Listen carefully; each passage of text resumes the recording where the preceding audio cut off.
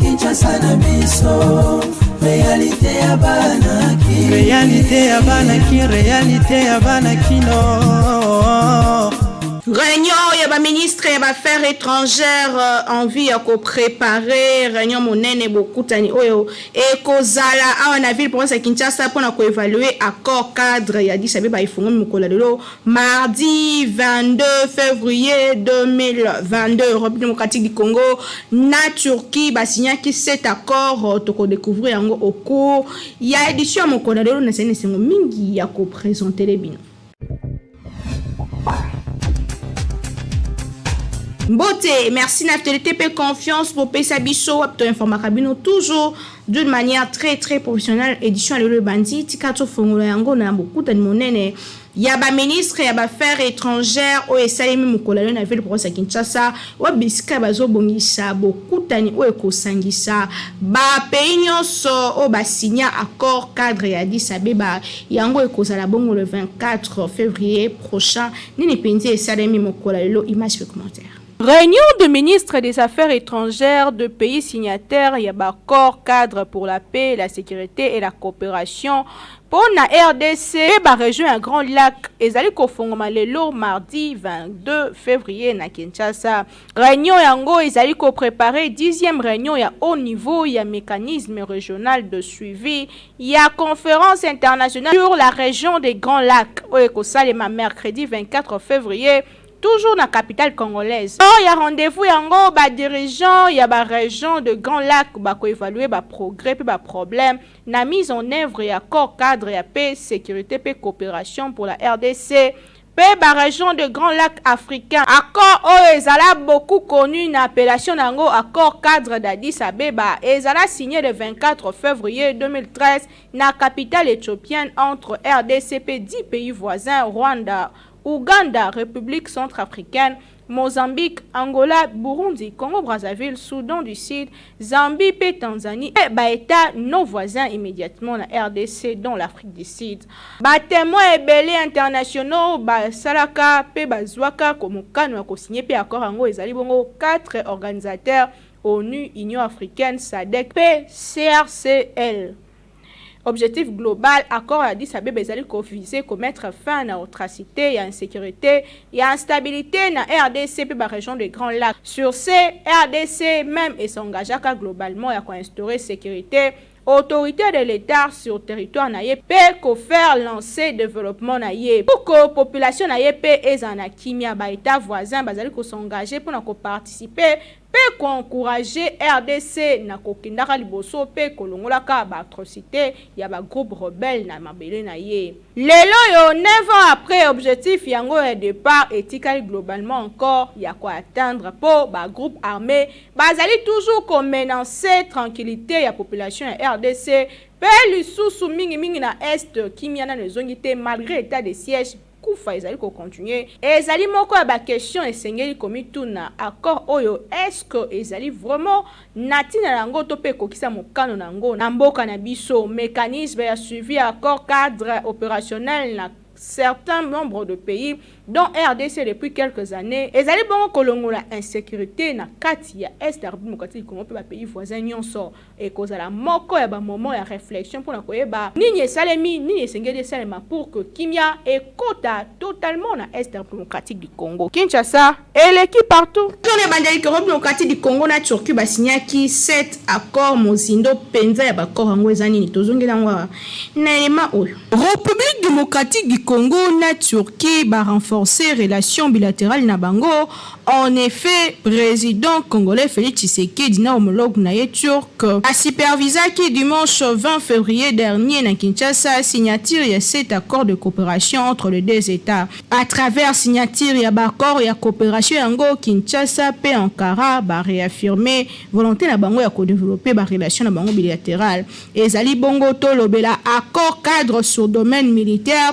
protocole d'accord relatif aux aides financières, accord de coopération sur l'industrie de la défense, protocole d'accord sur les infrastructures et les transports fluviaux sur le fleuve Congo et ses affluents, accord pour la construction de 1083 km d'autoroute paie sous protocole d'accord pour la construction de la ligne de chemin de fer au cours ya brève cérémonie de signature de l'accord yango RDCP Turquie bazala qui représenté na ba ministre des affaires étrangères et finance na bango à Komaki à la ville province de Kinshasa dimanche 20 février dernier. Président turc a regagné Kimboka na ye lundi 21 février na Tongo kasi bakor oyo etikali pour le développement ya les deux pays Kinshasa et l'équipe partout. Na cadre koluka kimia na mboka na biso, secrétaire général adjoint ya ONU Jean-Pierre Lacroix akomaki lobby eleki na bunya bisika pa kitaki pe akendaki na jogo wapi makambo esalamaki mwa ebele problème ya sécurité pe bongo na bongo andimi kokita sur place pona koyeba ko palpe du doigt ba problème ya population. Image pe commentaire. Secrétaire général adjoint à ONU chargé à maintien de la paix Jean-Pierre Lacroix a commis mardi 22 février à Lelo na Bunia na Ituri wapi à se rendre na Djougou, territoire déchiré par les violences armées ya milice Codeco. Sur place accueilli ko visiter ba déplacé ya rouillé tout près ya base ya Monisco. Jean-Pierre Lacroix a zali ko séjourner na mboka pendant 3 jours wapi bisika ko se rendre na Goma lobby ezali koya pe akozwa par jeudi 14 février na sommet sur accord cadre Addis Abeba ezali kosalema la ville province ya Kinshasa. Tobosana te que Jean-Pierre Lacroix a remplacé na mission oyo secrétaire général ya ONU Antonio Guterres oyo anilaki voyage na RDC en raison ya crise na Ukraine wapi ndenge ba annoncaki na porte-parole na ye. Situation na territoire ya Djougou ezali davantage préoccupante lundi à Lelo wapi société civile pe d'ailleurs bazali ko adresser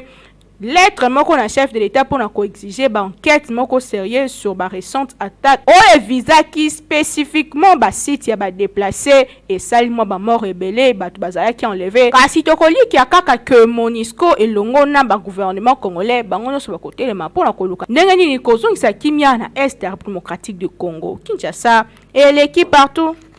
UDPS Kibasa basaya ki mobange na action de grâce en mémoire ya ba père fondateur na cadre ya 40e anniversaire ya UDPS ezaya ki ndenge nini irituel kujaza ki sur place reportage. Le cadre ya 40e anniversaire ya existence ya UDPS mobange na messe d'action de grâce et salemaki samedi 19 février na permanence ya UDPS Kibasa Maliba na commune ya Limete. Cadre militant et sympathisant bango nyonso ba répondaki présent na messe d'action de grâce oyo ezalaki en mémoire ya ba père fondateur ya UDPS tango azwaki maloba sezi ya UDPS Kibasa Séraphin Umba encourageaki ba cadre pe ba sympathisant ya UDPS bako soutenir vision pe ba action ya chef de l'État. Père fondateur na biso et ya lelo 40 ans babandaka makanisi oyo ya ko lakisa na mokonzi mboka ya tango wana te mboka isoko kende mabe me bayokelaka bango te lelo tozana tozwi retard atako tobandi me tozwi retard me la retard oyo tozozwa toyeba ke tozana muzindo makasi ya destruction yango so tobunda po tokokisa maye ba père fondateur na biso babundelaka lelo pouvoir tozwi yango me progrès social bitumba oyo génération ya sikeza nango elaki pe lelo elobi ekosalela pona kokokisa makanisi ya ba père fondateur ba oyo balongwa la pouvoir pona eloko yango eza neti yo kuti train elongwe na rail pozongisa yango na rail avant banda kotambola donc si ekoyaka lokola tolobi ekoyaka me biso toyeko totika yango na mabele te tozozongisa mutu ya train na rail donc Congo na lolenge esengeli etambola po développement tozongela na biloko na biso ya kala ba premier producteur ya masangu premier producteur ya mbila premier producteur biloko nyonso na tostokosana mezaka na mboka oyo à part to accéder na pouvoir il faut topesa peuple progrès social en passant par kozongisa la développement na ndenge azalaka liboso. Aboye asemaki bango basala confiance na Félix Antoine Tshisekedi Tshilombo na maponomi oyo ezali koya na 2023 po atalisaki que UDPS ezali déterminé à changer situation ya population démocratique du Congo pour tobosana te ezalaka Union pour la démocratie et le progrès social. Ah si ba kotisi démocratie ba ça est déterminé ba ko bimana pouvoir te sans que progrès social population elia emela pe bana batanga lolenge sengeli esi ebandi balobi que ti bakosukisa vision na bango Congo ekozala transformé ndimelanga Kinshasa eleki partout. Et si bon message na yango macaroni roni pe spaghetti roni ezotekama partout eza kitoko kasi tala bien kobosana komona te logo ya Beltesco po yango ndeza original pe ezotekama na prix ya malunga. Bayeli susu bango banani société Beltesco toujours ndenge amesana kosunga population congolaise sikoyo ayeli bino eloko ya motuya tunanga nini ezali bongo spaghetti roni oyo bozali komona ndenge bazali ko présenter biso yango awa ezali produit moko kitoko makasi okoki kolia yango na biloko nyonso oyo olingi Thomson soso viande ya lolenge nyonso tope madesu oyo na Kinshasa tobengaka madeblo oza mobimba bana mikolo tout le monde akozala d'accord na spaghetti oyo roni esengeli koyeba ke pâte alimentaire oyo esalemi na semoule de blé ezali na elengi pe guna ndenge ya kosakana te kasi babosani bino te baye nyonso oyo pe baza batu ya ba nostalgie balela ba macaroni Beltesco acheli bino pe lisusu macaroni roni yango pe lisusu ndenge moko gu ya ndenge ya kosakana te elamba makaka ndenge moko mwama ya muke ya moto etoki oche yango na kati quelques minutes après ebeli bana ya classe ba papa na tongo va bakende musala yo pe mama soko ngo kende marché okoki ko beta yango repas moko ya 5 minutes esangisi libota mobimba pe bozali kale na journée bokoya kolia kaka na pokwa vérifiez toujours logo ya Beltesco tango ozali kosomba po ba mwifi na Kinshasa bazali ebele po yango de ezali ba produit ya qualité supérieure oyo Beltesco a chelibino na marché to offrir bino produit kitoko o babengi spaghetti roni ezali pâte alimentaire à la semoule de blé. Pâte alimentaire à la semoule de blé oyo ezali kaka spaghetti roni oyo esengeli kolesama na mabota na biso maman responsable papa responsable ba étudiant ba coopérant spaghetti ezali kaka moko ezali spaghetti roni oyo ezali la qualité supérieure oyo spaghetti oyo baleka ngo partout tozali na produit msusu babengi ya kitoko makasi babengi macaroni ya Beltesco en tout cas ngala benga ngo kaka eza l'habitude ya consommation na bino mikolo nyonso ya kolia macaroni roni na spaghetti roni po ezali biloko oyo ezali kotonga nzoto ezali kopesa biso nzoto makasi po toyeba ko vivre longtemps na mokili ezali cadeau signé Beltesco mwana mama yebela pona kolia biloko ya qualité il faut toujours Beltesco po yende akanga Kinshasa République démocratique du Congo mobimba uta batango ebele autre bakité Tolobi Kinshasa eleki partout.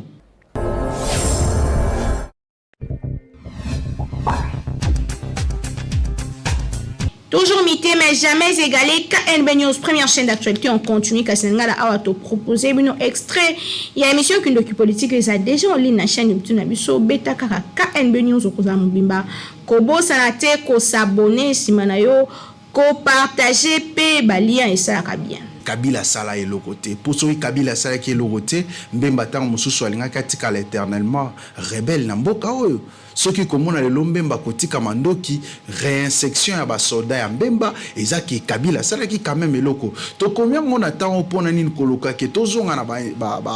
ba gestion en reste public. Non. Ils a pas même pas pour ça mais ceux qui population o evotaka o décidaka na ba ye banani ba koyi ko kamba ba décider que non Kabila zonga na pouvoir qu'à cela ne tienne qu'à cela n'empêche Kabila koyi ko zonga na ba koyi ko zonga zongele bonga na ye ya président de la République mais to komi en repona ko lekisa batoke RDC zalaki déjà sur le voie du développement mais le lolenge tozali ko fonctionner toza ko zonga na sima Kabila tika ki biso déjà na nzela moko boye ya changement pe ya développement ya mboka na biso na sur l'aspect diplomatique peut-être na katia ya livre na petolobeli yango.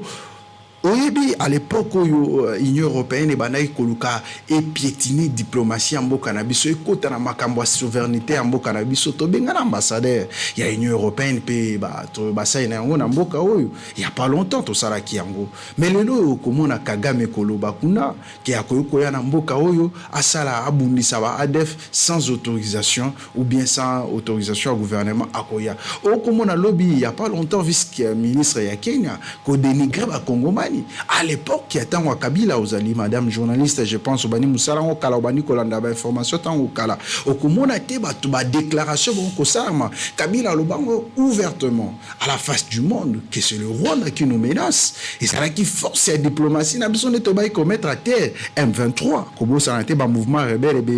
à l'époque qui attend wa Kabila mais solo aussi c'est une guerre ngouyo sauter et solo te pona ni to silisa ngote oyebi ke guerre ya est ya mboka ezali guerre moko asymétrique ezali guerre o ezali ko uta libata o bazali ko envier ba minerai mboka na biso ezali guerre o ezali soutenir na ba communauté internationale madame ezali guerre ko si la même pas même na état de siège wana il faut oyeba ngo parce que bato belé bazali ko vouloir que mboka o fonctionner na désordre pour ba profiter na ba minerai na biso mais il faut faire quelque chose quand même état de siège il faut faire sa volonté wana aussi faire quelque chose mandu ki na mboka na biso faire quelque chose ngala lobaka moi en tant qu'analyste politique en tant que politique na lobaka il faut couper sa makoki na armée na biso et la qui sa force nango avec le fait général d'heureuse mémoire moi na mboka Mamadou Ndala ba iba ko bundisa ba M23 ba iba ko si sa guerre wana donc ce qui te mettre à la disposition armée na biso peut te sécuriser ba frontière na biso to koki ko koma na niveau ya ko si sa guerre ya reste du moment où ba force armée na biso bazali ko lela bazali ko loba ke tozali mal payé bazali ko mona politicien ko zo deep ko zo mbongo mais du moment où yazali na fond ko bundela mboka azali ko zo solde na yo e ko kete ezala toujours bongo depuis na tango Kabila ezala bongo na tango Kabila mais il faut eba na tango Kabila policier bandaki kozwa combien soda bandaki kozwa combien mais tant Kabila koti na pouvoir commissaire qui on a combien yango pe to ko senga même na ndeko Tshisekedi ay ba kotala kaya bandeko ba soda ba ko bundana est ya mboka ko matisa solde na bango soki ba matisa na présidence conseiller moko na tango Kabila tamso bandaki kozwa $1000 mais ba depuis ndeko Tshisekedi ya matisa ngo koma triple il faut pas matisa pe ba soda comme petit triple parce que c'est possible to ko ka ibela ba millions ils allaient détourner na mboka na biso donc komatisa mon abasoda et ko permettre pe que soda tango ko bunda ye ba ke en tout cas nazali ko bunda l'état ezali ko futanga na lolenge longo bani suki du salon na sport RDC a remporté championnat interscolaire et Salemaki en avait pour sa Kinshasa ezalaki ya Yambo kasi RDC a bataki bon équipe ya Sénégal na score ya 3-1 et Salemaki ndenini image supplémentaire. RDC a remporté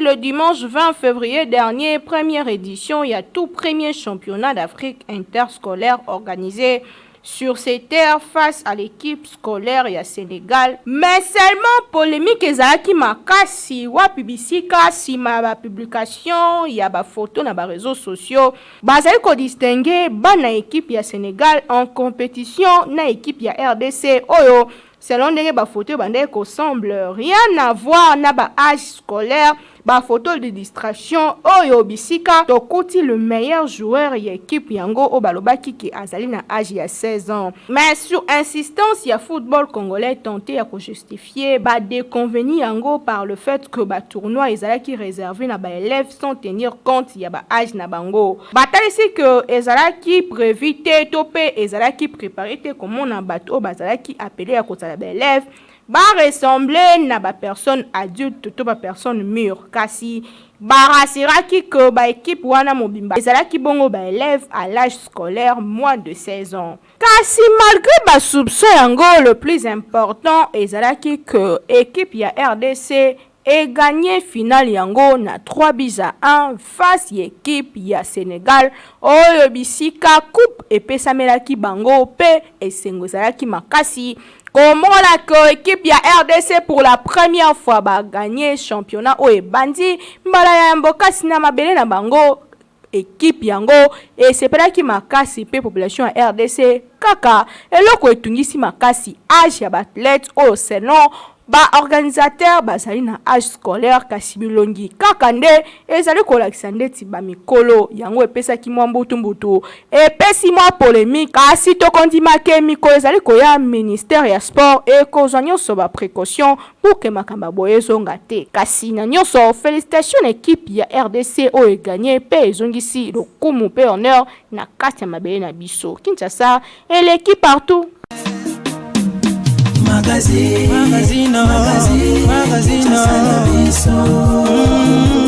yeah. Magazine, magazine Kinshasa na biso réalité ya banaki réalité ya banaki réalité ya banakino